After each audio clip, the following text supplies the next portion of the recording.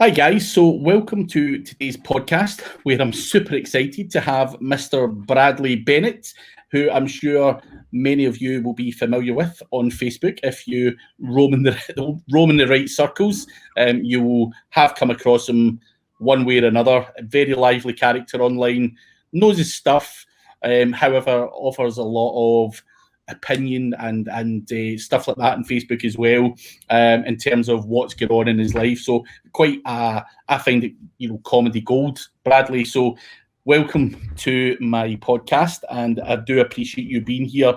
And today we're going to be talking a bit about negative SEO. But before we go to that, can you just give the audience just a brief background of how the hell you even get into SEO? Because I know you're ex-military, if I'm right. Yep. So how the hell do you end up in SEO?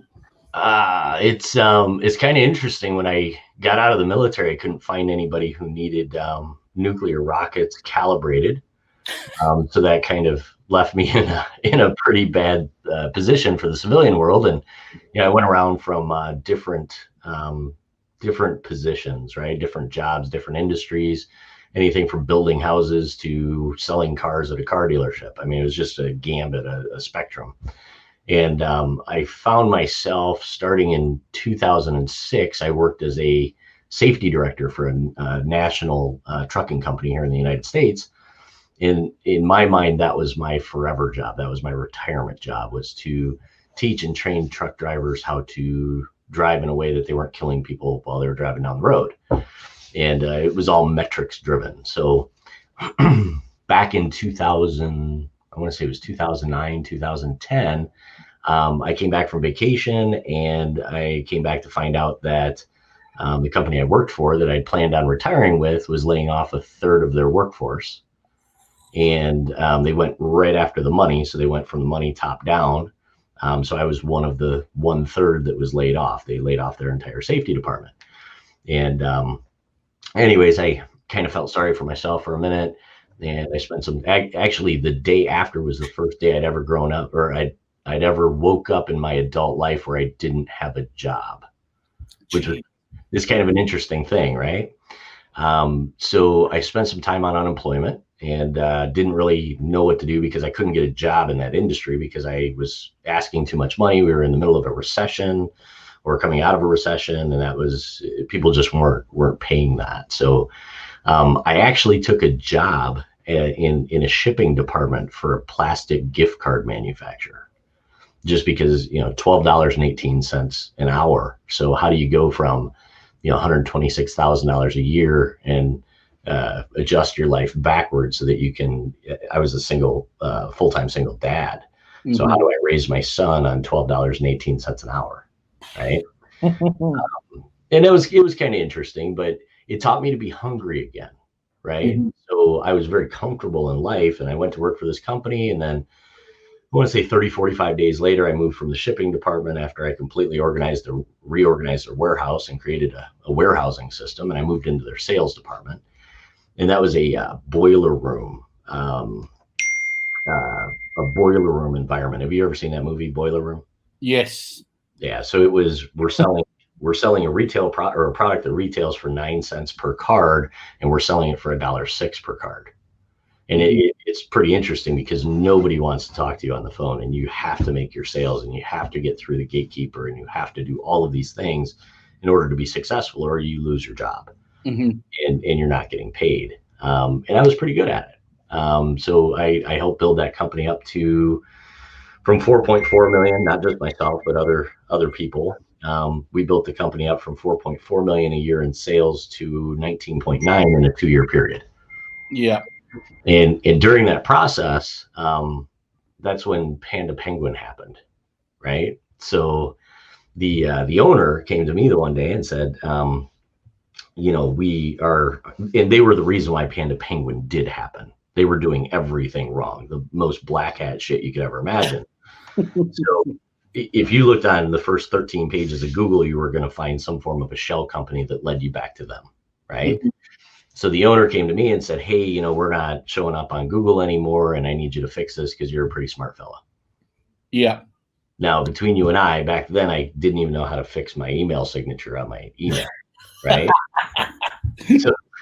So I started looking into it and I started learning, and we got him on a penalty, and we got everything back, and we did all kinds of stuff over about a 6-month period. And interestingly enough, I had a heart attack at work one day. Ooh. Okay. So, men, we're pretty dumb creatures, right? So, I learned about SEO and online marketing and marketing automation. We use HubSpot, all kinds of stuff. And the one day I just couldn't catch my breath, and I went to my boss, and I said, "Hey, I gotta leave for today. I don't feel well. I can't catch my breath." And his response was, "Fuck you, go back to work." Right? Because that's the boiler room mentality. Yeah.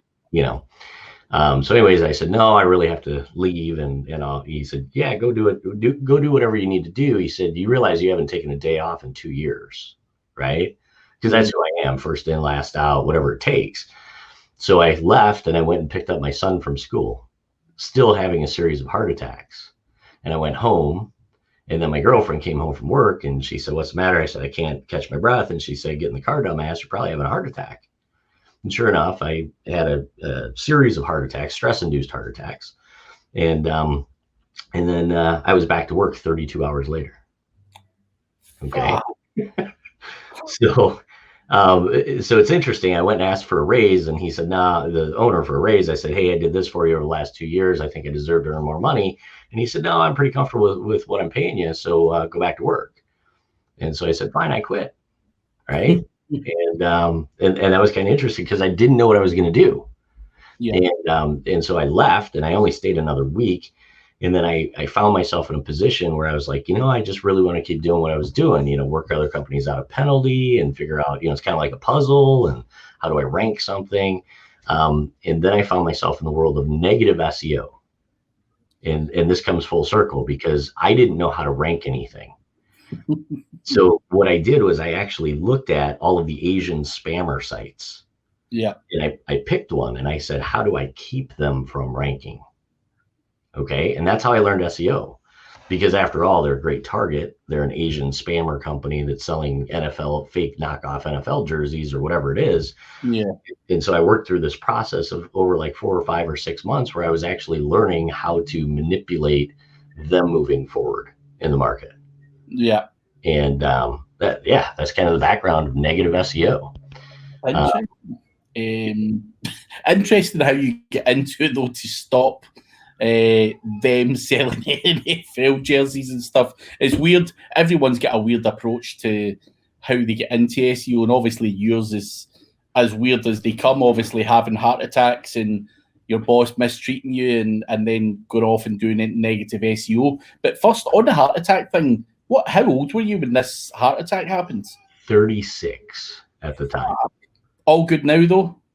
Oh yeah, it's it's your body is a great indicator. Okay, so and I'm not trying to get personal, but we tend to ignore the most important thing in our lives, which is our health and our body.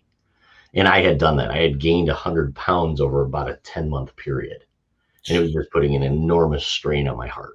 Right, and I'm still fat. You know what I mean? And it's kind of funny because you'll see some of the comments that I make on Facebook about, being fat, and I'm fat. I'm still 30 pounds overweight, but I was 115 pounds overweight.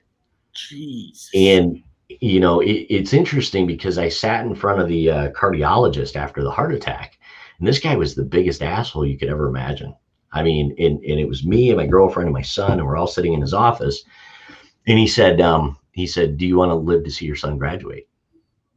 Because my son at the time, I think, was 14, 13, something like that. And I said, "Yeah." "Are you talking about college?" He said, "No, high school." He said, you better make some serious changes in your life." And I'll be honest with you, I haven't made all of those changes, or I'm not consistent, just like anybody else. But the guy looked at me and he said, "Don't do it for you, do it for your son." Right. And my son's crying, and my girlfriend's crying, and everybody's crying. Right. And it made a whole lot of sense. And I needed that drill sergeant approach based on my personality for somebody to slap me in the face and say, "Stop being stupid." Yeah. It's interesting. Life is interesting. But there's one other thing I want to add, Craig, is that I never wanted to have an agency. Yeah. Okay? So as I moved through this whole idea of having an agency or going to work, one day I woke up and I had 34 employees. All I ever wanted to do was like put puzzles together, and do all of that other stuff. But all of a sudden I had a whole bunch of design work that was needed. So I needed to hire a designer, and I had all of these other things that were necessary, copywriters, etc. And, in the end, I think everybody thinks they want an agency, but do they really want an agency? You know what I mean? Is there better, is it better served to farm out different aspects of the work that are needed other than the exact laser focused specialty core work product that they're trying to produce? Yeah. No, I think I've got a similar background to you, where one day I woke up and I had all these staff, and all I was good at was SEO. I didn't intend in, setting out with an agency, and before I knew it, I was bogged down with this noose around my neck, having to pay everyone, and I'm not really a people's person as such. I mean, I like people, but in terms of managing people and all the bullshit, people, I'm not well, I'm sick, and my grand's dead for the 5th time, all of that. I'm not interested in all that bullshit. And I stopped agency life for that reason alone, which is a pain that I've felt. So I can totally relate to, waking up one day and I had 17, not 34. So yours is double what I had. But I woke up one day with 17 staff, and I thought to myself in the office, what the fucking hell are you doing? A couple of guys don't pay their invoice, and I don't know how I'm fucking paying everyone's wage on a Friday. So super stressful life. Yeah. It's interesting because I had an office. It was 1 block east of Mall of America, real high rent district in a building called the Atrium. And people suck, right? I mean, people just inherently suck.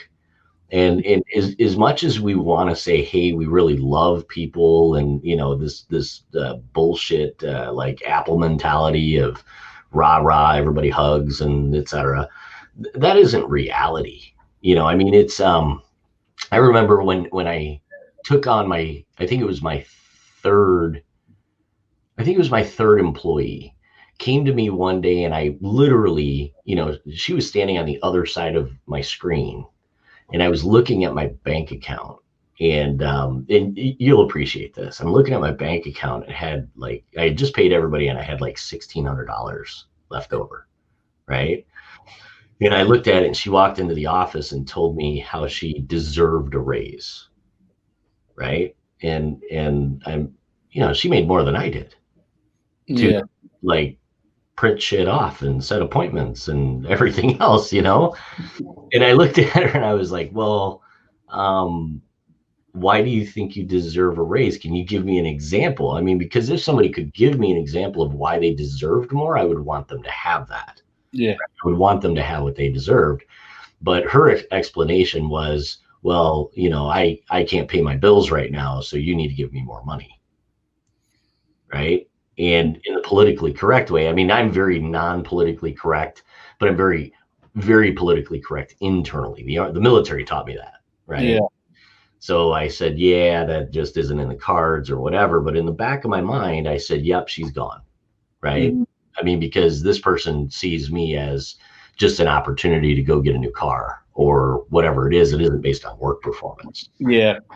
And the people part of any business just really, it's tiring. It just sucks. I mean, it's, I don't know. How do you feel about that? I know I'm totally in agreement with you. People suck, see you as a guy that's making money. I've had numerous people across my period of having an agency and stuff where they're thick as shit, and they don't realize you get the overheads, the stress, the money you're putting out. They think that because you turn over, say, $50,000 a month, that all of that money's in your fucking pocket. They're not taking into consideration all of the overheads, all of the fucking stress. And when you are literally sitting there with $1,600 left after you pay everything or whatever, people suck eggs all over. People are either lazy, greedy, or whatever, and no one's going to have the same desire, hunger, and mentality as yourself. That's what I found, and that's why I now try and stick to just doing my own stuff, my own affiliate stuff, because I'm a very driven guy, probably a lot like yourself, where you want to get your hands dirty, you work, 16-hour shifts or whatever to make shit work. But no one else out there seems to want to do that. Obviously, you can't do everything yourself, and you've got to offload certain processes to VAs or whoever you might want to do it. And I've got a small team of people now who do it for me. But out of that small team, all of those people in that office have been with me, for the last 5 or 6 years. And it's out of those small people, I've went through hundreds of people who suck eggs and fire people willy-nilly because they're just lazy, ignorant, they just can't hold a conversation and shit like that as well. There's people who demand more money, but they couldn't even answer a phone call. So Sure. where else am I supposed to put you within this company? You can't even answer the phone properly. You don't deserve a raise. You have to up your game, get a better personality or whatever it's going to be. And people are, as you say, just looking for an opportunity for a new car, rather than, what we done when, everyone in SEO self-taught. There was no digital marketing school you could go to. It was literally, talking to guys and going to conferences and all that stuff. That's where we're picking up our knowledge. But you have to be dedicated. And, it took you X amount of years doing all of this stuff to get to where you are, same as me. People think you can just waltz in and do it. People are just fucking assholes. In most cases, there's very few people out there who I would rely on and trust with anything, to be fair. Yeah, it's interesting. I mean, I have a hard time with Facebook because, people send me instant messages all the time. I'm going to go on a little bit of a rant for a moment, but they'll send me messages of, hey, I just need to know everything that you know. And it's like, great, well, just keep learning. And 10 years from now, let's have a conversation. And maybe you'll be at the point that I was now, right? Mm-hmm. If you bust your ass, you can be where I'm at now in 10 years, because it is one of actually, it was a guy that I absolutely despised, right? As a boss in corporate America. He said one thing to me that is carried over in everything that I do currently. And he would say, he would say, you always need to be a student of your industry, right? Mm-hmm. Because the moment you think that you can stop learning, you're already beginning to fail, because somebody is learning faster. Somebody is doing more. Somebody is hungrier. Somebody is blah, blah, blah. Right. So one of the things that kind of gets me riled up is I'll look at my inbox and there's a group called JK, right? Or job killing or something like that. Right. And I end up with all of these people in my inbox that they spent $4, $5, $6, $8,000 on jobkilling.com as they're a factory worker during the day, but they're going to get their side hustle going, right? After they get done putting their fucking bolt in, a tire or a wheel every day, right? And they end up in my inbox and they're like, oh, well, I already gave all of my money to somebody else and now I'm broke and I don't have a solution. And can you help me? And believe it or not, I do have a big heart, right? So I'll take some of those people on every once in a while. And it does two things. One, it reassures me that JK and Dan Klein is a worthless piece of shit, right? Yeah.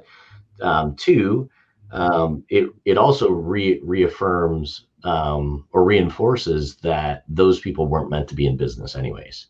Because what happens is you start giving them, and then they just want to take it faster than you can even work, and then you're just kind of in a state of just absolute redundancy, right? Like I can't get any of my stuff done because I'm too busy, baby bird feeding whoever the other person is, right?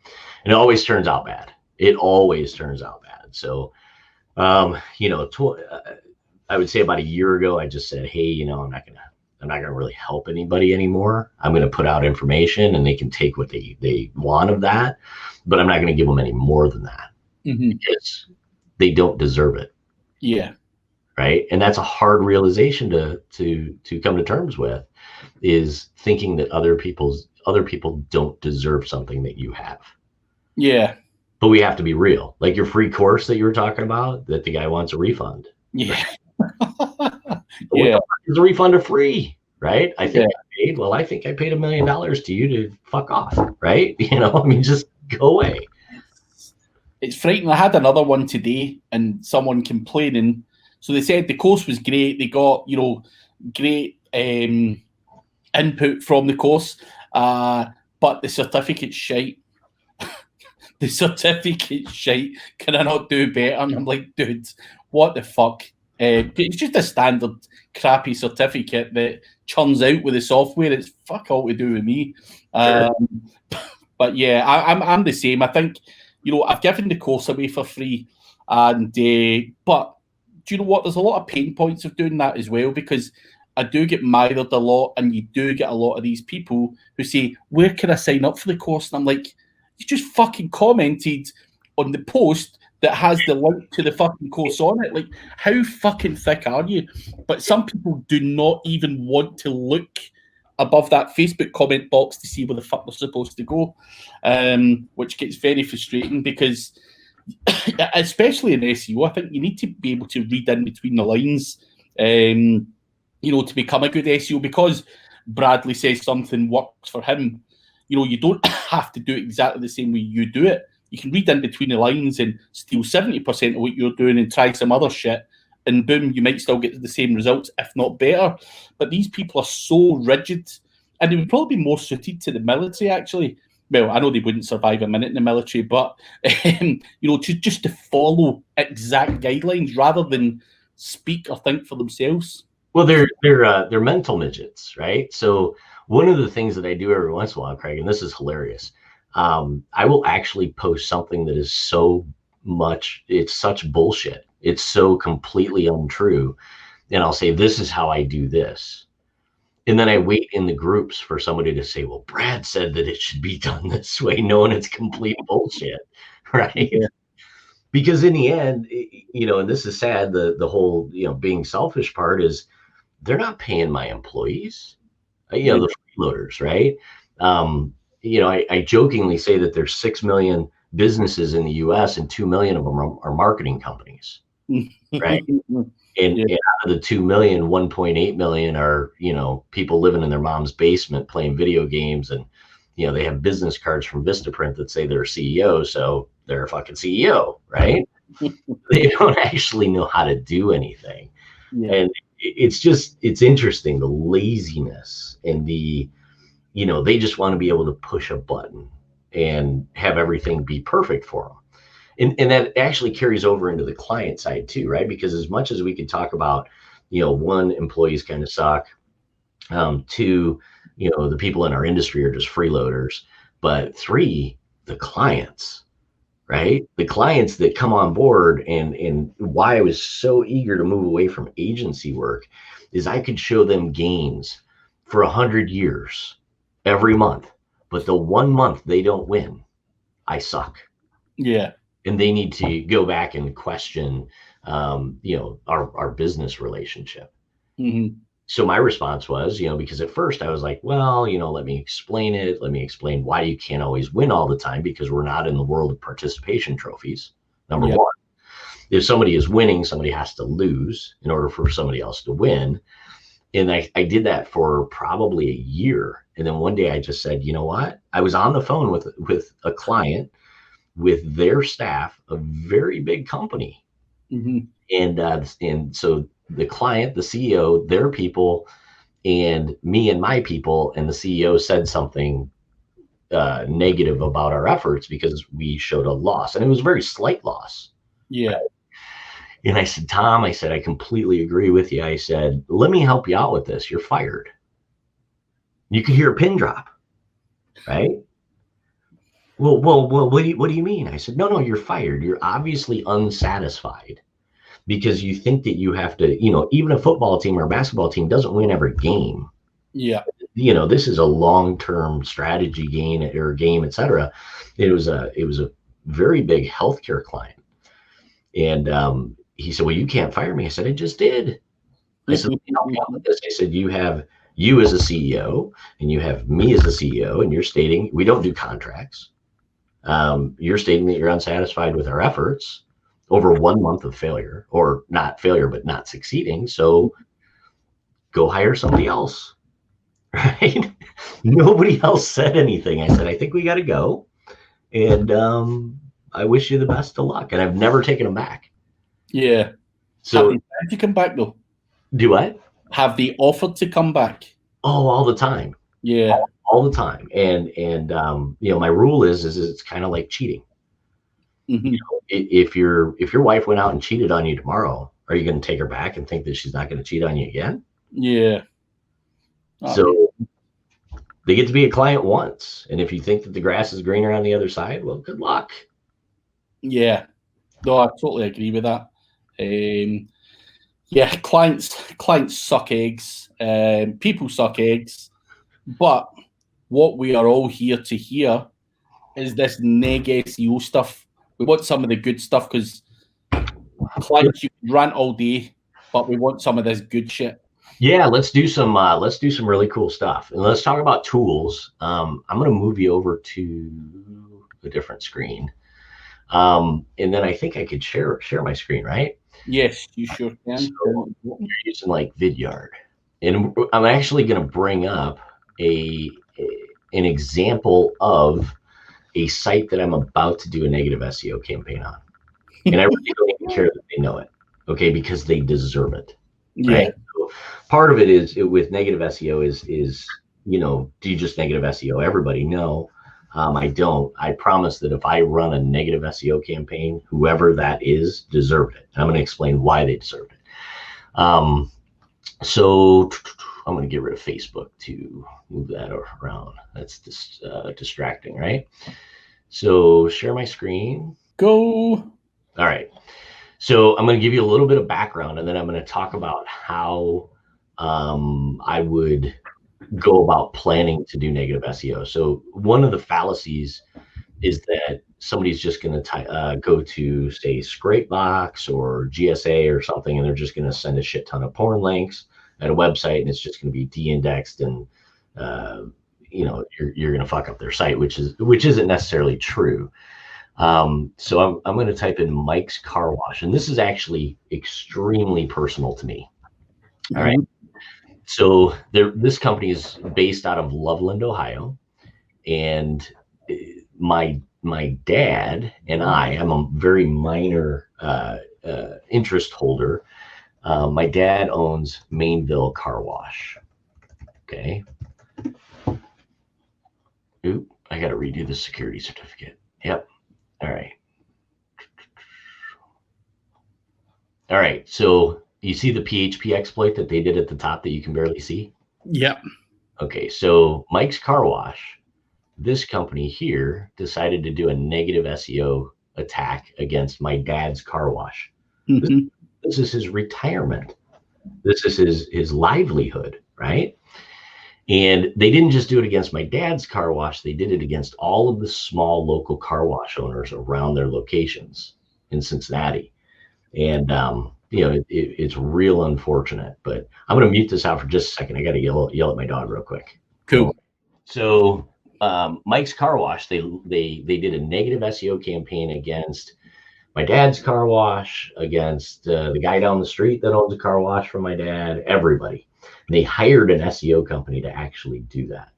What they did was they injected a whole bunch of porn links, and they did a whole bunch of PHP exploits, which I'm not going to talk about PHP exploits because I don't want anybody to know about them, or I don't want anybody to know how to do them, because you're just literally going in and fucking up somebody else's website for whatever reason. So anyways, if I look up mainvillecarwash.com, Mainville.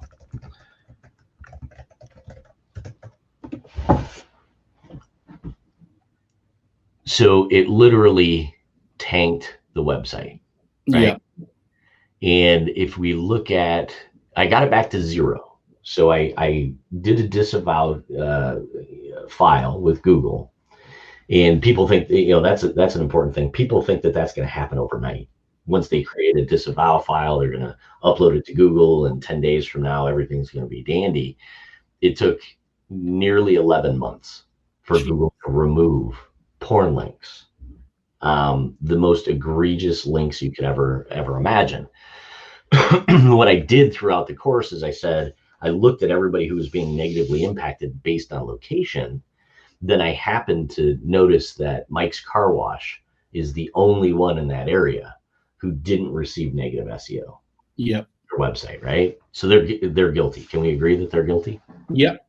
All right. Now, if you look at Google search, based on the name of the company is Mainville Car Wash. Mm-hmm. My dad's name is Mike, right? So here's my dad, here's my dad, Mike, right? My real last name is Batdorf, by the way. Yeah. So now you have Mike, and you have Mainville, which is the city, and you have Car Wash. You can't really get any more exact than that in direct competition. So Mike's Car Wash, which is the big guy on the block, decided, hey, we're just going to fuck everybody over. And they want to rank because they have a car wash that's literally 3 miles away from my dad's car wash. So how do we screw this guy over to get more money in our pockets? So I'm going to run, a negative campaign against Mike's Car Wash. Mike's Car Wash. I think that's what it is. So they're getting about 7,500 visitors, and they have a bunch of locations. I mean, that's a pretty good business up. So do you still agree that they're deserving? Well, listen, if people start that game, then anyone's deserving it. If they're negative SEO in small businesses, sure, you open yourself up to an eye for an eye, is what I would say. Absolutely. And the other interesting thing, Craig, is I don't think people realize how much negative SEO is happening. Yeah. We are working on this Thursday. I kind of have like a mastermind group, and we're gonna one of the SEO agencies that participates in that. They're going to come in with an example of one of their clients that was just hit with a negative SEO campaign, and the two businesses are big businesses, right? So it's not just the little guy. So anyways, here's a company that, I don't know why they want, I think my dad gets maybe 100 customers a day at his car wash, but for some reason they want to just trash him. So the very first thing that I'm going to do is I'm going to look for opportunities.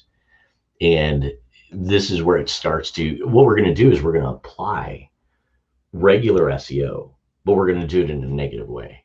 Yeah. Right? So we're going to start looking at their top pages, and we're going to use, I don't care if it's Ahrefs or SEMrush, but we're going to look, specifically at these domains or URLs, and we're going to look for opportunities to create a tipping point for the tipping point based on the content that they're using.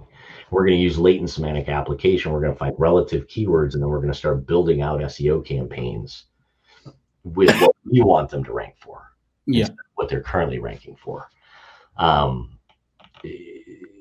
So this takes a little bit of research, right? Sometimes it's obvious, but sometimes, I think sometimes, you could do, if you want to do something with porn related terms, you could do that with just creating, topless self-service car wash. Yeah. You're going to have a little bit of success with that, but you really want to go after something that has a good search volume and has low difficulty, and then create the tipping point. So just for conversation's sake, let's assume that this page ranked for just car wash as a term. Yeah. We could go in and apply with Keyword Explorer. I keep going back to like porn stuff, but I'm not intending to do that, right? Or you could do like, nude car wash or whatever it is, right? Yeah. So now I'm gonna leave that alone because I don't want to go down that road. But let's assume that you used, let's use an example of a completely different industry where somebody is trying to rank for horse grooming, right? A horse groomer. And we want to create a tipping point where it's horse farrier, as an example. We're just going to take those terms of what we want it to rank for, and we're going to start building content. We're going to start building tier 1 links. We're going to start building a foundation of links to support those anchor terms. Yeah. And we're going to do it with a link velocity that is faster than what they're building positive. Okay. Yeah. So going back to Mike's Car Wash, we have to establish how fast they're building links. And this is probably a bad example because they're probably not building links very fast. They only have 401 referring domains. But the very first thing I'm going to do is I'm going to go in and I'm going to build 401 referring links, right? And I'm going to do those not only to the front page, but I'm going to do those for each internal URL as I'm going through. Yeah. And then I only need to establish a negative link velocity of, what is that, 3 a day roughly? Yeah, something like that. And I can essentially create a tipping point. The other part that's kind of interesting is people will go in and they'll state it's stated value, right? So when we're creating links, I see a lot of people creating junk links for themselves or for their clients or for whoever, and they actually think that the link profile that they're creating is based on an overall average, right? Yeah. So going into a bucket, just positive, any type of SEO. And they think, they'll go in and they'll actually think that creating, a blog spot with 0 traffic has some form of value to it. I'm just lost by that, aren't you? It's like, well, I build a link for you. Well, what's the value of the link?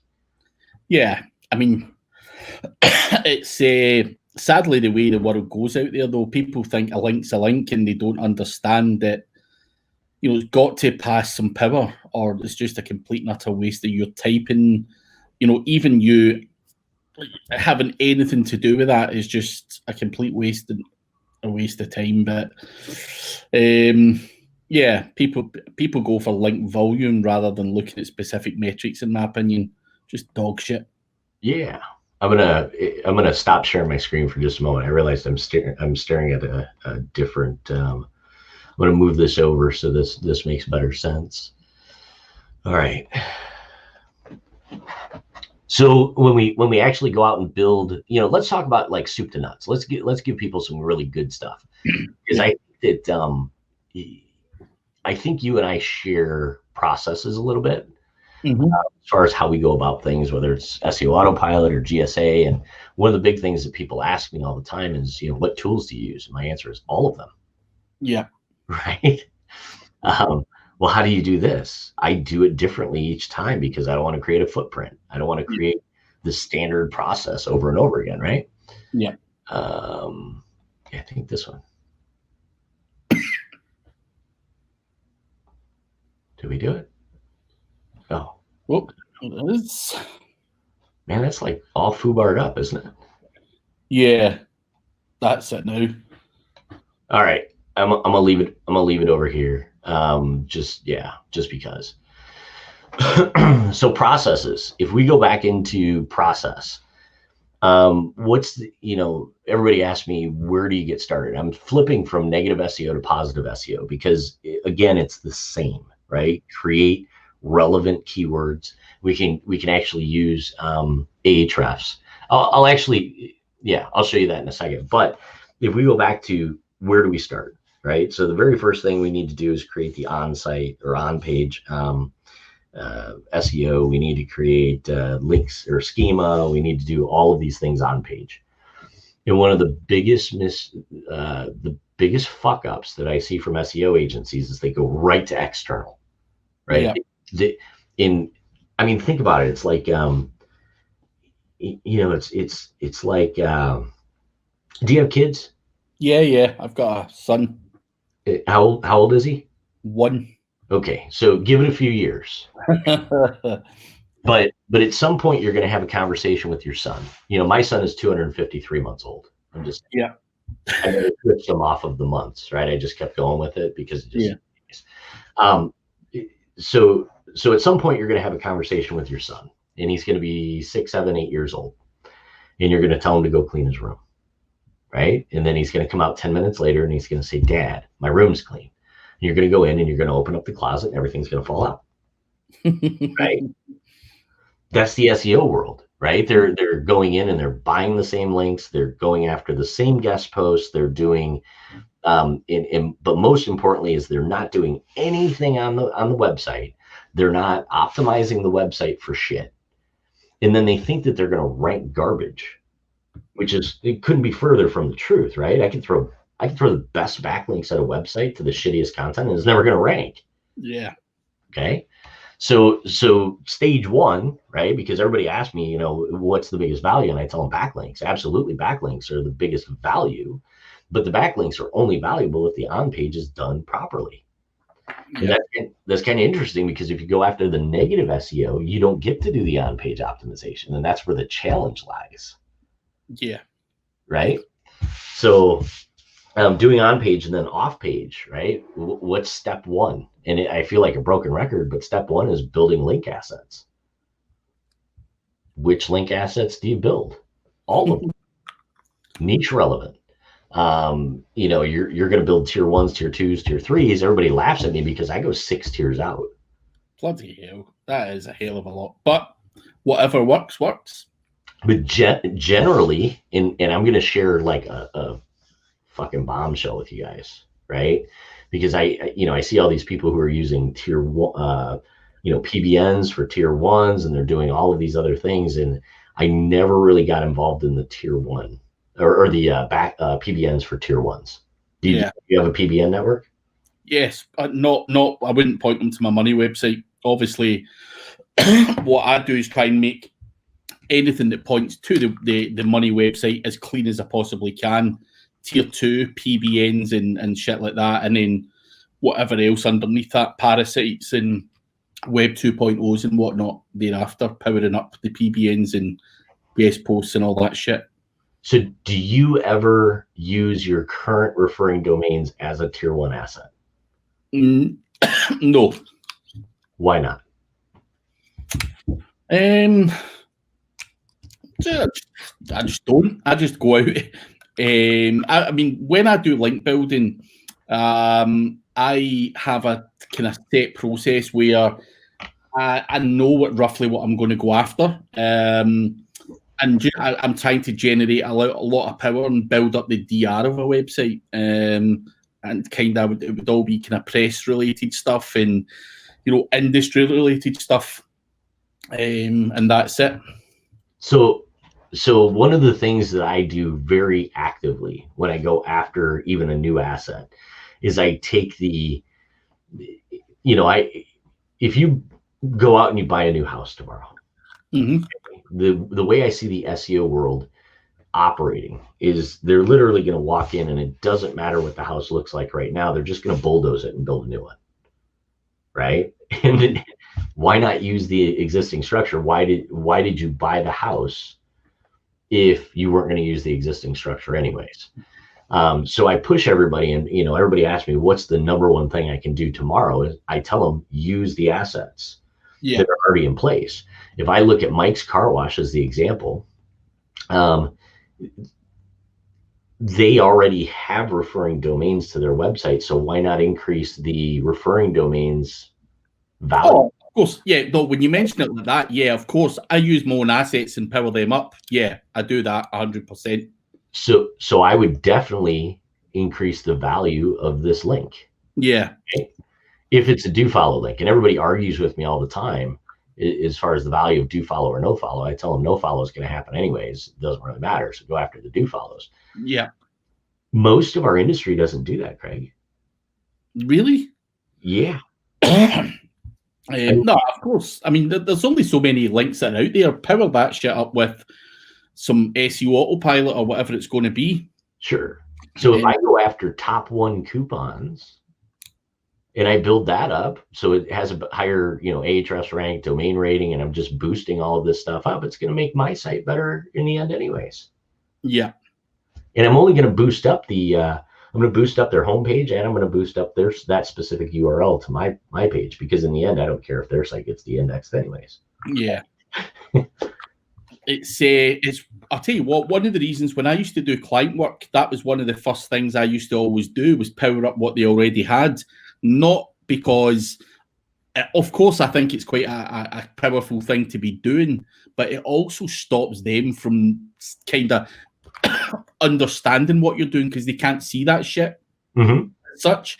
And obviously you don't want to show clients what's working, or you're going to be out the door soon enough. So that has always been one of my, even from like back in the day, using any of the old automated tools, was blasting the shit out of the assets that you've got, or I'll go and buy a bunch of assets if it's not got it with a new website, and then blast the shit out of it.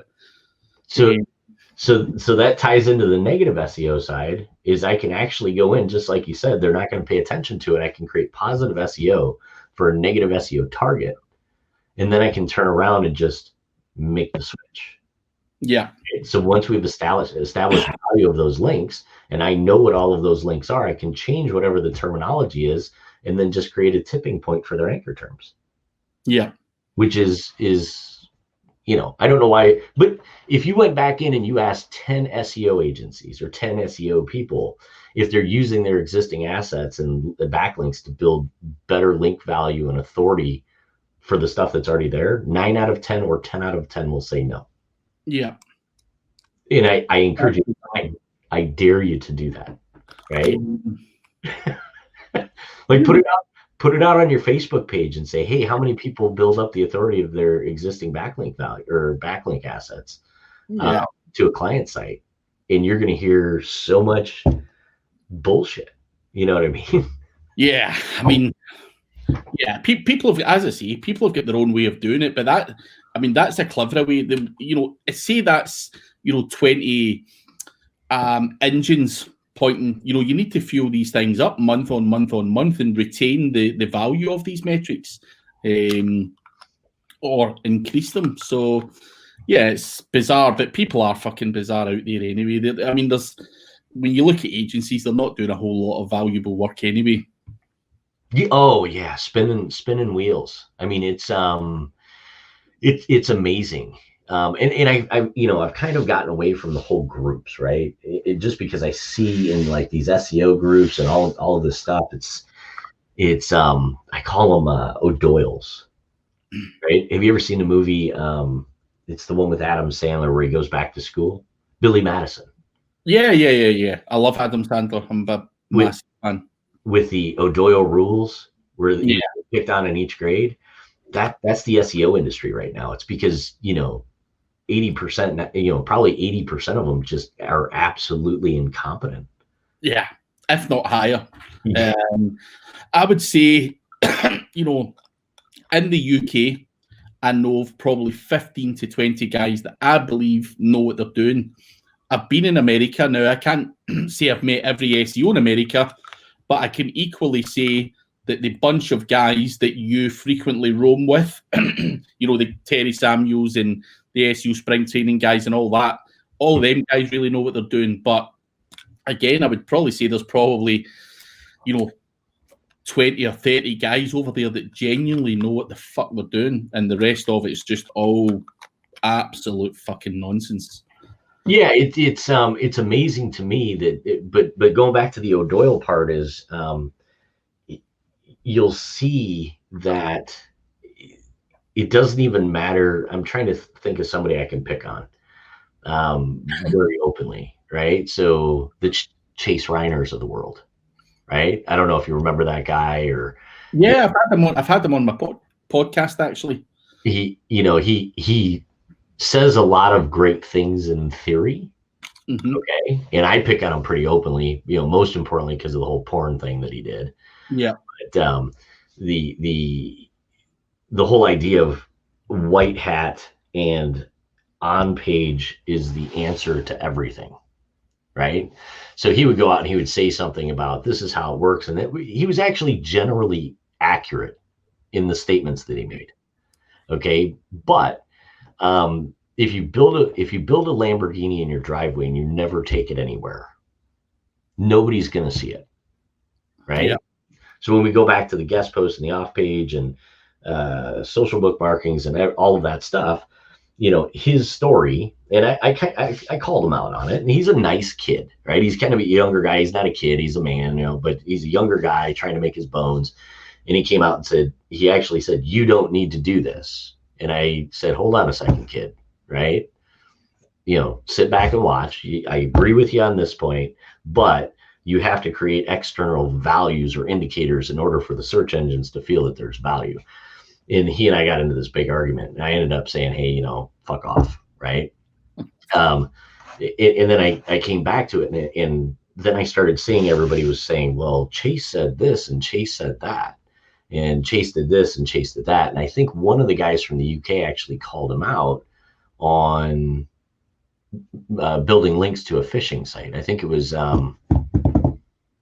Sam Dean or something. I don't know if you know him. Don't know him.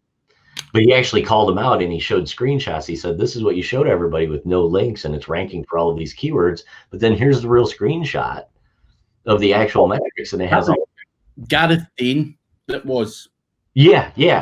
I knew it was one of the UK guys.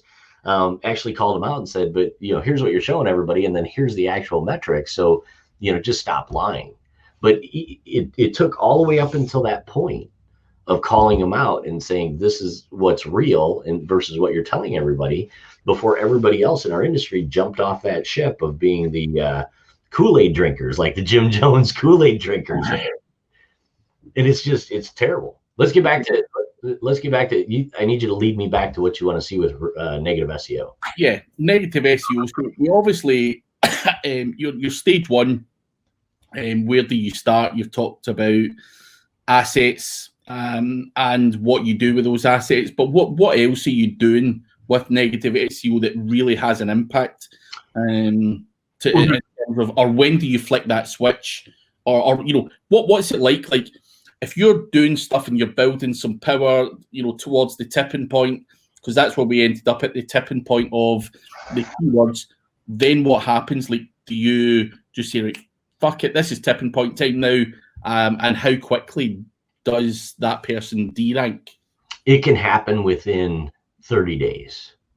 I mean, it can happen that quickly, but it's almost like, you know, when we go out, or when I go out and I'm building high value link targets, and I'm building it all with positive SEO. So I'm building it up. And what happens is it's all about timing. Right. So if I go out and I build a scrape box, you know, million links to a backlinks to a site, Google's gonna see that. But if I go in and I start creating these positive assets along the way, and I do it in a way that I can just go back in, and now Google has seen the value and they're giving credit for that positive link value, I will literally then go in after probably 60, 90, 120 days. And then I just change all of the content around on the positive link value to being negative link value. Yeah. And then generally within probably 30 to 60 days, they're tanked. But does it not concern you that whilst doing this process that you're giving them 120 days of value? That's okay, because the long-term value is once you've established all of those link sources as being good links in Google, now you've flipped it over to bad. Now you're going to actually go on a mass backlink building campaign to all of your assets. Yeah. And flip that switch to negative. The long-term result, because going back to Mike's Car Wash, they didn't screw my dad over yesterday. Yeah. It's been over after a long period of time. Absolutely. So when you drop that hammer, it's going to be long term. Yeah. And good luck. I mean, I think the one site pissed me off so bad, I built about 7 million backlinks to their website. And they're an insurance adjuster. And it tanked their website. It tanked their website hard. I mean, they still get traffic, don't get me wrong. But I bet it cut their traffic down from about 400,000 a month to about 75,000 a month. Yeah. Yeah. I'm okay with that. As long as it has the desired impact. But what kind of tools are you using to do the kind of 7 million? Is it your SEO autopilots, GSAs, Fiverr gigs, all of that shit? All of them. It's just how you use them. So the first thing I tell people is I use GSA. I use SEO autopilot. I use everything imaginable. But what I generally do is I'll build out what I call a high PR GSA campaign. And I apply very specific links. So one of the things that people don't understand about GSA is that it'll use a PR rating. I use a PR rating of 4 or higher, and I only index do follow links. And I'll use index inject, or I'll use Elias's Omega indexer to actually go through, and I'm paying for this, right? Yeah. So one of the things is, if you're going to do a negative SEO campaign, it's going to cost you money to do it the right way, and besides time. So I'm going to build a high PR4 or higher GSA campaign to a tier 1 asset that I'm creating that's linking back. So what I generally will do is I'll build an SEO autopilot campaign, and I build my campaigns. I don't use the cookie cutter stuff. And then I'm using those as tier 1 assets and using GSA to build links back to those, so that A, they're getting indexed, and B, we're building up the value of those link sources. Yeah. Interesting. And then the other thing that I'll do is, people still use Money Robot. I'm sure you can probably see it on my screen, right? Maybe. I didn't see it on your screen, but I probably wasn't even paying that much attention. But yeah, Money Robots, it still serves a purpose. I'll use Money Robot. I only use Money Robot to send traffic drips. Yeah. So as I want to establish a negative keyword terminology, I'm going to send that over with the anchor text, and I'm going to show that people are actually looking for those negative terms. Yeah. And there's no real. I've done some press releases. I kind of shied away from that, because once you start doing negative SEO with press releases, now it's out in the open. Yeah. But if it's something extremely egregious, I'll go after them. I mean, I don't care. I have good attorneys too. And say you were really wanting to go after Mike's car wash, would you ever consider, over and above what you're already doing, buying some domains that are absolutely fucking banned, from Google, people that have, churn and burn websites that have absolutely exhausted the shit out of them? Would you ever buy any of them up and tilt some of them towards the site as well, or do you feel there's no value in that? I'll share with you this. The best opportunity to gain clients for doing negative SEO are attorneys. Yeah. How funny is that? The attorneys will actually pay you to fuck over their competitor. And that's amazing to me. So one person said, "Aren't you worried that you're going to get sued?" Right? Sure. I guess I could get sued, but generally I would say probably 80% of the people who pay me to do negative SEO are attorneys. Right? So, hey, if I get sued, you're going to represent me, right? And negative SEO pays really good money. Yeah. I mean, you're talking about probably $4,500 on the low end. And some of the companies are willing to pay $20,000 a month. Yeah. Just to do negative SEO. So going back to, what else will I do? I will do anything. I mean, it's I tell everybody a fat boy has to eat. Yeah. You know what I mean? I won't ever rule out anything. I don't really do Fiverr stuff, but I'll go to what's his name's platform, Walker. Chris Walker. Yeah, what's the Legit? Legit, yeah. So I'll go to Legit and I'll buy services, and I've even created fake GMBs. Right? Literally to point to different assets just to try and confuse the algorithm. That didn't really work out well. But at the same time, we've negative SEO'd other people's GMBs. We'll go in and we'll create, do a tipping point of reviews, right? I don't really get into negative reviews. Yeah. But I'll actually create positive reviews for whoever's site I'm not working on. Yeah. So I might go after, with Mike's Car Wash, I might decide that there's 10 other car washes that are in the surrounding area who could all benefit because they all got screwed over, fucked over. And I'm going to do positive SEO for all of those companies. at the same time, I'm doing a negative SEO campaign against Mike's Car Wash. Yeah. That's important.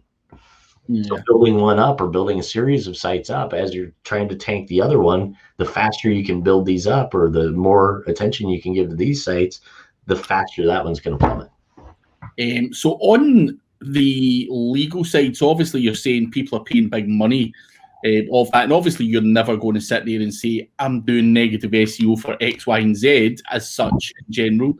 What is the kind of legal, just for other people listening, is there any legal recourse? Can you be thrown in jail for this shit? I wasn't sure.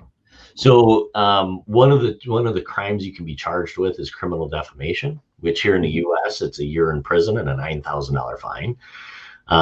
That's probably the biggest. They can sue you for damages. Mm-hmm. Okay? They can sue you for lost revenue. They can sue you for anything. Anybody can sue anybody for anything. Yeah. So when we go in, I mean, I don't really care about Mike's Car Wash. They can, they'll never watch your podcast. Yeah. Right. And the chances of that happening are very slim. And in the end, I'll just say, prove it. Right. They have to prove it. I'm using offshore servers. Right. So, your next door neighbors in France are attacking all kinds of sites in the US. I never do any of the work on a VPS that's in the United States. Yeah. I think I'm actually going to try and, what do you call that? Fuck with our election. I think just for fun. Right. And I want to rent a VPS out of Republic of Congo. And see if I can slow shit. that's fine. But I want to see if they can actually, create a news story that we've colluded with the Republic of Congo to interfere with our elections or something like that. Yeah. Just for fun. I don't know. I probably won't do that, but I've done some pretty nasty stuff to our political party websites. Yeah. I know a guy that does all the kind of positive stuff for a lot of the lobby groups when it comes to the political stuff. And yeah, it's a different ball game altogether. The lengths and the money and everything else that's involved. It's crazy. Is insanity. I can imagine a lot of negative SEO going on in that place. But in terms of anything else that goes on with negative SEO, is there anything else that you do, or is that pretty much enough? Just taking the time to build those assets up, and then when it comes to tipping point time and getting it down to the right timing, that's enough to fuck someone up for you in terms of negative SEO. Yeah, it depends on the size of the site, right? So if you're going to go after Ford as an example, good luck, right? I went after, I'm not going to pull it up on the screen, but I went after one of our political organizations here. Mm-hmm. And I threw everything at it, and it's still there. Some of our circles have seen it, but if you look up their anchor term profile on the website, it's one of our big political campaigns or big political parties. They're 13th through 20th most anchor terms, whatever you want to call it, in Ahrefs. That is my work right there. Mm-hmm. And it was just testing different things. And I'll tend to throw negative stuff at really large. You're not going to fuck up Amazon, right? Yeah. I can do a negative SEO campaign in a very small spot on Amazon and there's no hiccups there.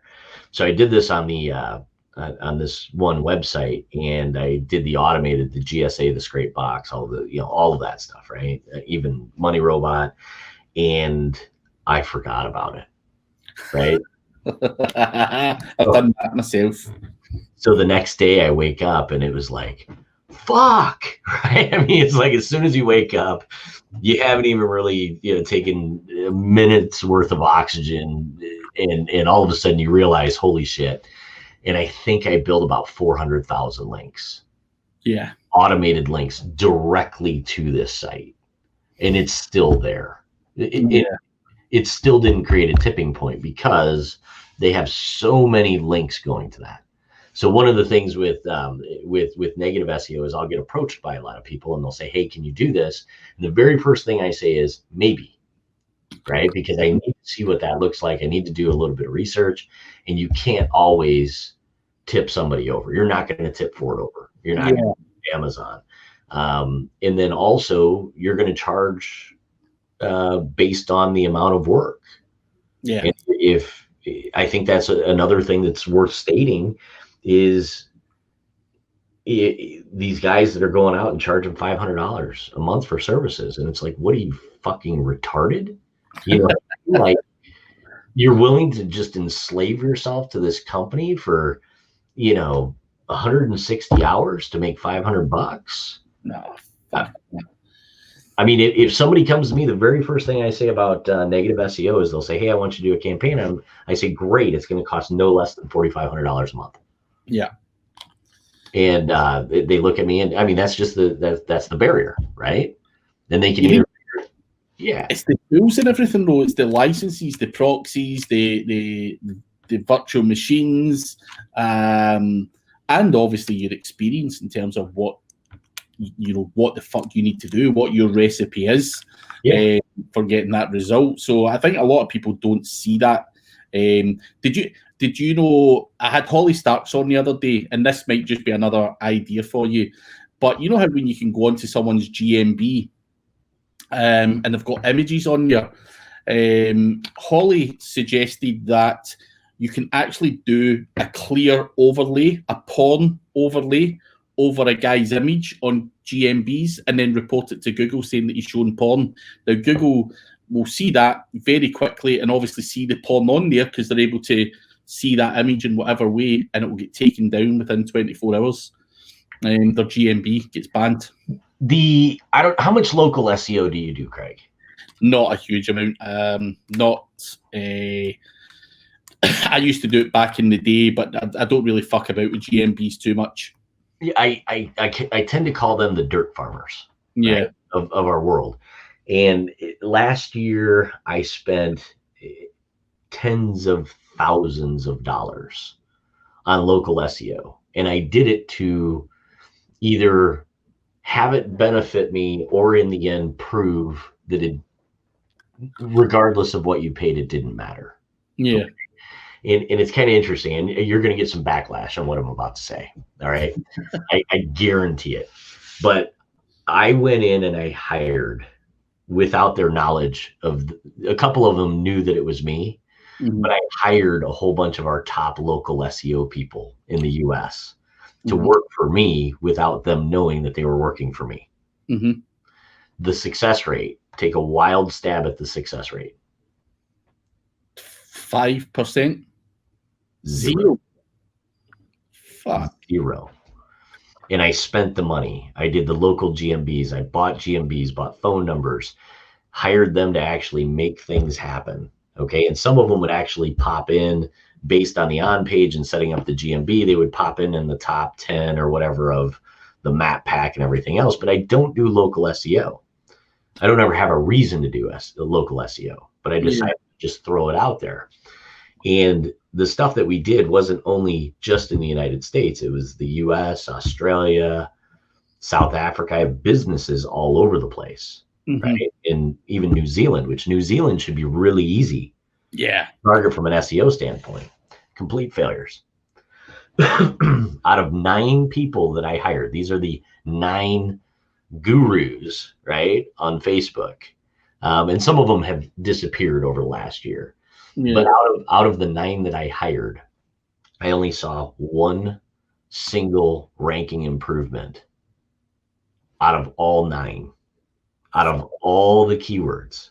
Okay. I'm not saying it's bullshit, but I'm saying that these people are touting the fact that they're experts and they're really good at doing this, this, and this.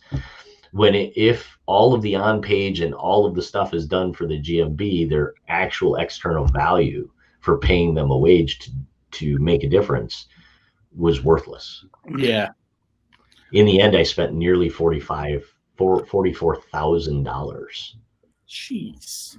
Nah, you should definitely I mean, as I say, there's a lot of fucking guys out there that are charging for shit they don't know how to do, but there is a lot of guys out there who will be able to rank GMBs, but they're probably just not going to do it as a service as such. These guys will keep, the ones that really can do it tend to keep it quiet, in my opinion, and you wouldn't probably know who they are. I have no doubt with that, man. I mean, I think there are people that are capable, but it really goes back to the people that can't teach. Yeah. And I hired the teachers. You know what I mean? Yeah. It's interesting. I mean, what else can I show you, man? Well, I've got two last things. The first thing I want you to answer or show me, and it doesn't have to be negative SEO. What is the dirtiest, blackest hat thing you've ever seen or heard of being done? Not necessarily by you. It can be a friend that's done it. One of the guys that I talk to is the stuff he does, I mean, is just, this is going to sound terrible. It's going to actually sound ridiculous what I'm about to say, but I tell everybody that I have morals and ethics within a black hat world, right? You know, I'm the least, you know, I rob convenience stores, but I don't use a gun. You know what I mean? And one of the guys, he goes after their people's families. And he does negative SEO in a way that he's building negative assets to the people internally working for the companies, to the point where he did something about child pornography in one of the owners of a company that he was doing black hat against. And the FBI showed up at the guy's house to seize his computers and do all kinds of stuff because they read a negative article that was alerted to him somehow, I'm sure. I mean, the FBI is not that smart. Yeah. But somehow, some way, they found something about child porn being blah, blah, blah, and they showed up at this guy's house and literally destroyed his company. It wasn't just the digital aspect of it. Yeah. The guy ended up divorced. He ended up, you know, because if the police show up at your house and you get arrested for child pornography, you should expect that your wife's going to leave you, right? Oh, of course. Okay. So all of that stuff happened, and that was just black hat. It was just... someone made that happen. Yeah. And it wasn't even true. 210 people lost their jobs because of that, because the company was shut down. The guy was arrested. The guy inserted child pornography onto this guy's home computer, actually attacked his IP addresses. And I don't know. It was a terrible, terrible, terrible thing. That is way over and above yeah.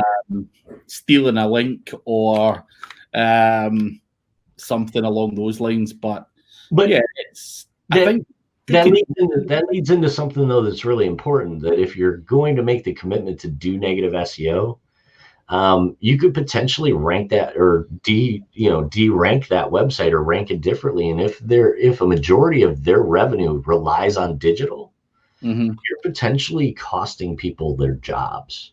Yeah. And you need to be committed to that or accepting that. I don't know. That's 2 cents for me. It always comes down to your own moral compass. You know, as you say, sometimes you've got to eat and someone has to do the job. It's the same way as a lawyer is still going to defend a murderer, even though we all know he done wrong. They're taking the money and defending him, and there's probably no chance of doing it. But I think it comes down to your own moral compass, and probably the best advice is don't piss people off who've got the ability or know people that can do this shit, because negative SEO is very much a real thing. I know a lot of people say, nah, it's bullshit, negative SEO doesn't exist. Google are clever enough to understand what's going on and, you know, all of that kind of stuff. But we all know that that's not the case. You know, we're using automation, you know, different IP addresses, proxies, virtual computers. You know, you could make it look like someone from Africa was doing the bloody attack. That's the weirdest thing about the internet, and I'm not sure anyone will ever be able to stop that from happening if they want to. Anything you can game for a positive advantage, you're always going to be able to do the reverse at the same time. And Yeah, I was quite interested when you said you wanted to talk about negative SEO, because I've had so many people saying it's bullshit, it doesn't exist, it's impossible. I've had people come after some of my websites in the past and blast the shit out, and of it with GSA or whatnot, and had partial penalties and all of that kind of stuff. So it is very much a real thing, and obviously I think having you on here shows that also backs that up, but also it shows the wider audience what you're up against as well. Be aware that someone could be doing that shit to you. There could be some schmuck paying someone a couple of $100 a month to kind of derail your business online, and that's what you're up against now with competition. It's not just do your own SEO, you've got to protect your business and your assets, and that's why you need security and everything on your website as well, because people are trying to brute force your website open, inject the links on there, and God knows what else. So I think it's a great topic. Let's change gears for just a second and talk about reputation management, because I think that that's an underserved market. One of my clients is an NBA player, right? He's I'm not into the NBA, but he's somebody who's pretty known and successful. And I'm constantly working on reputation management. So when we look at the money side of SEO, because in our industry, everybody wants to know how to make money. The reputation management side is a huge opportunity to just create all of those assets for two reasons. One, it's an opportunity at a paycheck, and you're doing really great things because now you have somebody with a whole bunch of pictures with kittens and puppies and all of this other stuff, so that if something happens in real life, it's easier to combat any negative press, which could be Rip-Off Report or Better Business Bureau or anybody looking up any of this stuff. But two, it also helps with the negative SEO campaigns. I don't do a whole bunch of reputation management, but that's kind of where I'm going from an agency side. We're big into writing content. I mean, if you looked at how you broke down my agency, it is content first, and then everything else is second. I mean, roughly 80% of our business is writing content. Yeah. Okay. And I'm the only person who does SEO. Everybody else is doing design or something else. So if I saw an opportunity, if somebody came to me tomorrow and said, how do I start an agency and how do I build a successful business model? I always talk about one, going after, an on-page or foundation. Learn the on-page first, learn all of that stuff. Like Terry and Clint are always talking about schema, and everything else. Learn all of that first. Two, go after reputation management and convince whoever that client is that they need to be the face of the company and they need to be that positive impact. Because as we build into the EAT algorithm, expertise, authority, trust, all that stuff, that is becoming more and more and more important. So there's an opportunity to make money off of building the assets and ranking that. And then negative SEO, I have probably 6 or 7 people a week, roughly, approach me to do negative SEO campaigns. Yeah. I might take one, right? Because do I? So out of the, you're saying you take 1 out of 7. Why decline the other 6? Is it because you only pick specific projects, or you just don't want too much of that stuff? So if someone deserves it, then you'll take it. Yeah, I will actually talk anybody out of it. Yeah. And I've done that. People approach me on Facebook and, hey, I just really want to fuck this person over because they ran over my foot last week or whatever. And I literally explained to them that it is permanent, right? Yeah. You are potentially permanently damaging somebody, not necessarily even one person. You're damaging a business that has multiple people who rely on that business to put food on their family's plate. So are you okay with that before you say yes? And you'd be amazed at how many. I mean, I'll try and talk them out of it for 30 minutes on the phone. Yeah. I've had a few opportunities myself, and I've always been like, yeah, just concentrate on your own efforts rather than trying to derail someone else's and beat them properly. But like you say, there's certain instances where someone really just does deserve a good smack in the teeth, like the olden days. An eye for an eye. If you do something and you deserve a slap for it, then you take the slap. But the world's changed a lot, and this is our way, or not our way, but just our way of getting back at people. But I think, you're right. If people deserve it, why not? People are fucking other businesses over, not giving a shit. Then karma comes around and it will fucking haunt them for the rest of their life. Sure. But yeah, neg SEO, reputation management, something I have done a bit of myself as well. Something I probably enjoy more. I've done it for guys that have had dodgy press, in the past. They've done something and maybe acquired a new business and they want that stuff shoved down. And there's not a whole lot of people doing it here in the UK, especially. But I think it's an interesting one. Plus, you get to still play with the gadgets and the tools you want to play with. And it's more enjoyable, I think, than doing client work and reporting. One thing I was going to ask you, the other thing I was going to ask you about negative SEO, I'm assuming, obviously when you're doing client SEO, you're reporting, showing rankings.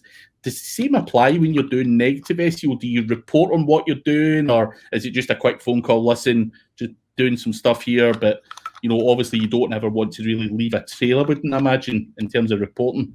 Yeah, it's all phone based. It's all you're not going to put anything into an email. I mean, everything you put in writing is discoverable.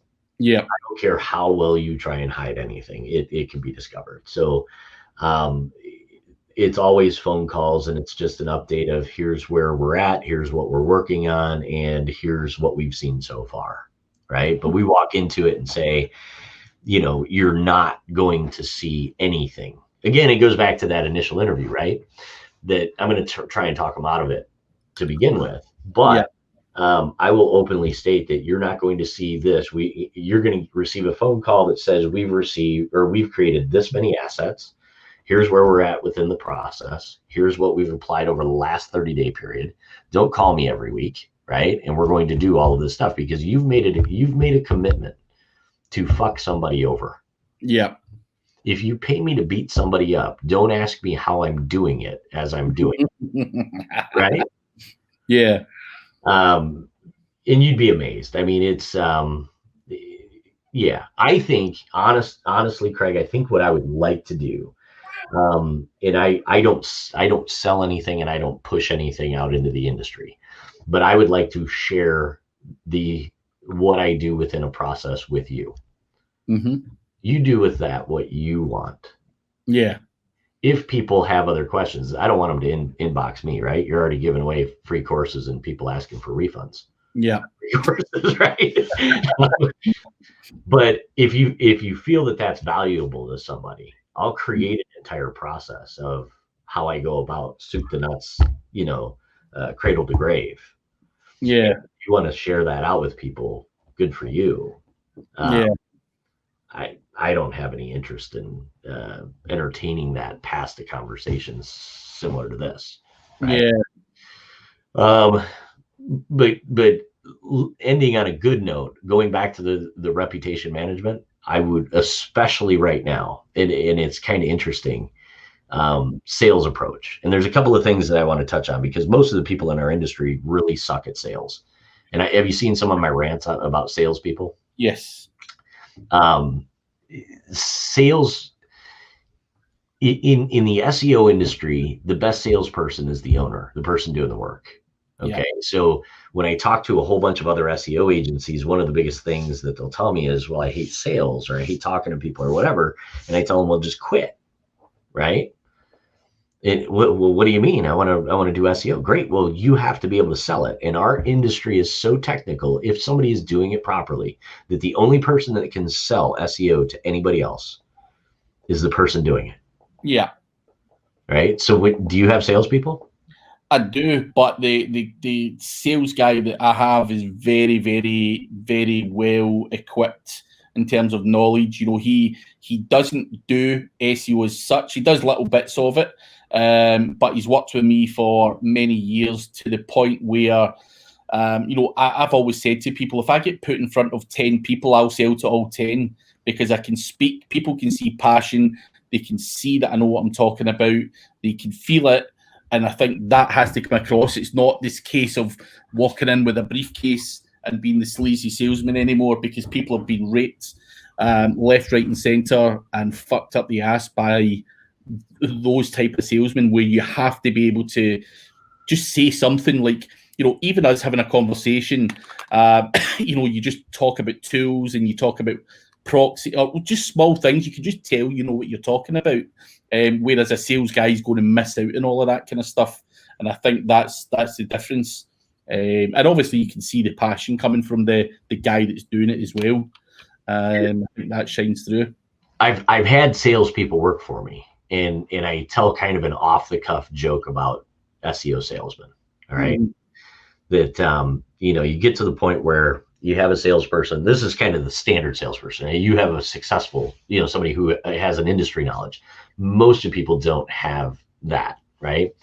So you hire a salesperson and you get through to the point where you're ready to sign a contract or commit, you know, do a kickoff, or you're going to start working on their account. And then you have that phone call with the salesperson and the client that's coming on board, right? And I did this on a phone call with a whole bunch of salespeople. Okay.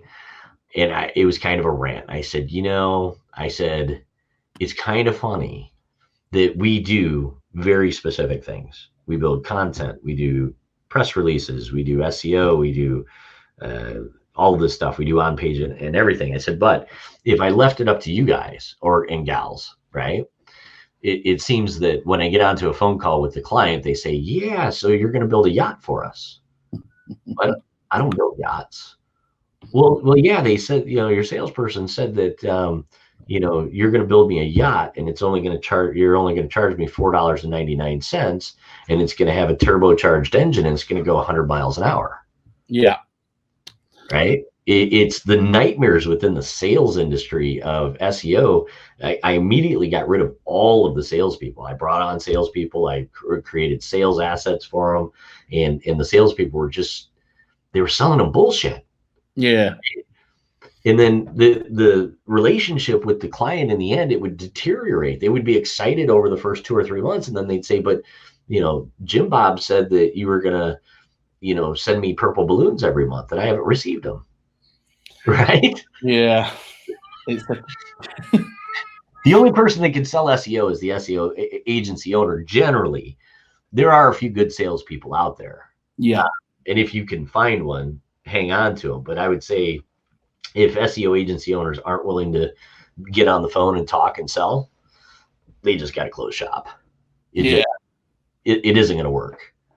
Nah. I think there's so many instances where in the past I've had guys and I've literally got on the phone with the client and they're like, yeah, that guy said would rank in, you know, 4 to 6 weeks. And you're like, it says all over the fucking website. It clearly doesn't. You know, it's an ongoing project, and, you know, the first 3 months of your project might be keyword research and adding, you know, landing pages to your website, because you've got no fucking, there isn't a one size fits all, you know, solution. You know, if you know, we might be lucky enough to inherit a website that's full of good content, and you're going to maybe work on, you know, internal linking and then go and do some backlinks or whatever. So the process changes from site to site. But yeah, I've had a few of those salespeople in the past who basically said anything to get the sale in the door. And although I said do not do that because it does set you off the bad foot, yeah, I've had that as well, and it's just very fucking frustrating. But yeah, I've been lucky enough. I've got a guy that understands it and probably so he'll always tell people, you know, give us 12 months, you know, you might see things happen quicker, but, you know, have in your head, you know, 12 months. And obviously if we deliver some good results in the first 6 months or 9 months or whatever, then we're ahead of the game and they love us. So I think there's a lot of sleazy salesmen out there fucking it up for us all, making the job harder. But that is another debate for another day. But finally, I want to ask you one more question, and then I'll let you go. I don't want to take up too much more of your valuable time. So obviously, I've got the podcast.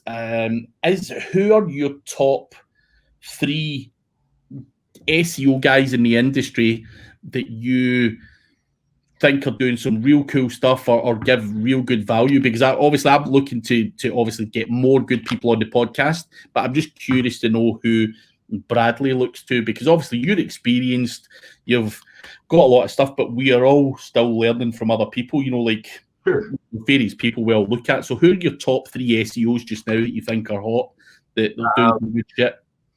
I would say it's and good luck getting a couple of these people on the show, but Scott Keever.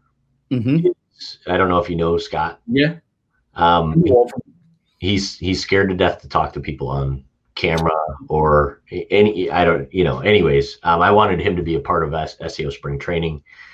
He was at 31 Flavors. I think he does amazing work. Mm-hmm. If you look up the best looking guy in Miami, you'll find Scott Keever. If you look up, SEO services in Toledo, Ohio, you find Scott Keever. Right? Yeah. And he's just really good. And I think that people don't value his knowledge. He's extremely proficient, and we are partnered in certain businesses together. Right. So one of the things that I do, Craig, is I have a lot of opportunities. And when I find somebody that's really good at the SEO side or a specific aspect of SEO, I kind of bring them under my wing and I vet them out a little bit, and then I'll give them ownership interest in an asset that we work on together. Yeah. Because I just don't have enough time. From a technical standpoint, Kaloyan Petkov. Do you know who he is? Nope, not heard of him, but I put his name down. He's out of Bulgaria. Mm-hmm. And, absolutely amazing. He kind of has that Slavic Russian, kind of hard to get along with at times. Yeah. That really blunt. But when it comes to using a tool, if I get into a jam or I need something that I don't know how to do, I call Cal. Yeah. I mean, he's amazing. He does a lot of work with the casino industry. Mm-hmm. And that's a cutthroat industry.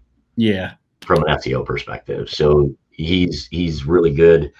I would say probably, Brian Wynham is amazing. I'm missing some people. Kyler Patterson. Yeah. Kyler used to work for HostGator. All right, cool. So when it comes to the technical side or trying to figure something out or how to get from point A to point B, Kyler's amazing, right? When it comes to coding or any of that stuff. And then the one that I really actually love talking to is Anthony Brooks. And he and I are partnered on some things, but Anthony actually does a really good job of on page and building up the local rankings for a lot of things. He used to be an attorney out of Vegas. Really? He actually left the legal world because he just hated being a lawyer so much, and joined the SEO side, right? And marketing agency. But those guys I've invited into my world, right? So they're on my phone call every Thursday, and we're going through testing things, and we all have homework assignments, and we're always constantly learning from each other and trying different things out. That's kind of my core group. I'm sure you've probably had Terry on, right? Terry's really good at some stuff, at certain things. Clint Butler, hands down, really good. A lot of the SEO spring training people, I mean, I think I probably pushed out, I probably was the one who invited, I don't know, probably a quarter of the people or a third of the people to speak. Yeah. People that I want to listen to. Yeah. And I think you hit on something real quick is I don't fucking know everything. You know what I mean? And one of the things that kind of bothers me is some of the people actually look at some of the things that I say, and it's like, the second coming of Jesus. That could not be further from the truth. You Yeah. know what I mean? I fuck up more shit on a daily basis than I probably get right.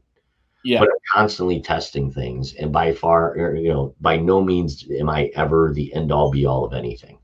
I just do it as best as I can, and sometimes it works really well, and sometimes it sucks. Yeah. I think that's just a good, honest guy, though. We've all made mistakes, whether you want to admit it or whether you want to rub it in people's faces that you're Jesus. People are not buying into that bullshit anymore either. We've all fucked up more stuff than we've actually had successes with. But as long as you're trying and testing, I think that's the make of a successful person. It certainly helped me be successful. I've had probably 15 mistakes and had 3 good things that have came out of it. Whatever. I burnt so much money, so much stuff, and I go to events, and obviously I wasn't fortunate enough to get to SEO spring training in person. But the reason I speak at those events is not to listen to my own voice, but it's also surrounding yourself with those guys and picking the brains of guys at bars and the networking and all of that stuff, because that's what I think really keeps me personally, my brain sharp and up to date. Even having a beer with someone like you, seeing how you operate, what ideas you've got, what tools you're using, just different thought processes just help you be more creative. And yeah, I think if anyone that is out there sitting thinking they know it all, and I know probably half of what I should know. I'm very weak in a lot of areas, and that's just because I hire people to do the stuff that I fucking hate doing or I'm shit at, and I'll never get good at them. But I'm wise enough to know what I need, and that's the most important part. And understand how the game works in general. I may be absolute dog shit at certain things, but I do know the value of all of these things, including development and stuff. I couldn't develop nothing. I'm dog shit. A kid could probably do something better than me, but I understand the value of having all of that stuff and make sure that the budget and everything else is put there, is in proportion with its value.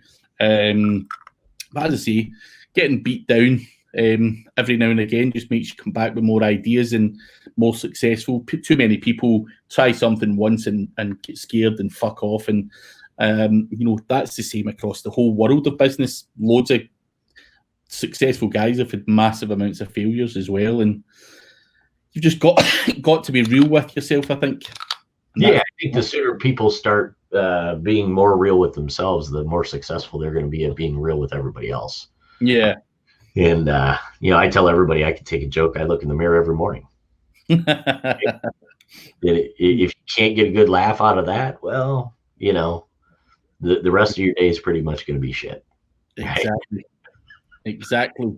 I appreciate you having me on, man. I think I picked up a whole bunch of your time, and a pleasure to hear what you do, and you've given a lot of knowledge and value away. One last thing before we stop recording: if anyone wants to reach out to you, maybe they want to just talk to you, or maybe they want some of the services that you offer, where's the best place to get a hold of you? They can send me an email, brad@gingerhippo.com. As far as client work, I'll take on odds and ends stuff occasionally, but I'm really moving away from client work. I have my own stuff to work on. So, it's, I don't know if it fits into the perfect storm. I'd be happy to create the relationship, but yeah, they can reach out with any questions that they have. I mean, I'm not really quick at getting back to people, and I don't know. It's just kind of a weird scenario. It's, I'm working on my stuff. I'm doing me, you do you, and at some point that might change down the road. But this current thing that we're going through, it was a real slap in the face for me that people jumped ship, and I was counting on them to maintain their client relationship with me, and I think I'm kind of done with clients for a while, to be honest with you. Yeah, but give him a shout anyway. It's worth a try. You might catch him on a good day.